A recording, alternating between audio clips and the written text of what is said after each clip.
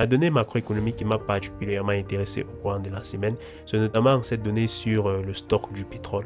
Et comme vous le savez, je le dis toujours, le pétrole est aujourd'hui la matière première de base, la principale matière première qui est utilisée dans 80% des entreprises les plus prospères au monde. Donc, à travers les données portant sur le stock du pétrole brut, on peut tout simplement interpréter et anticiper la demande également de ces entreprises-là en matière de pétrole ou un peu. Et les données de cette semaine ont tout simplement montré une forte hausse du stock du pétrole. Le marché s'attendait à ce qu'on ait un stock de pétrole aux environs de 2,25 millions de barils ou un peu.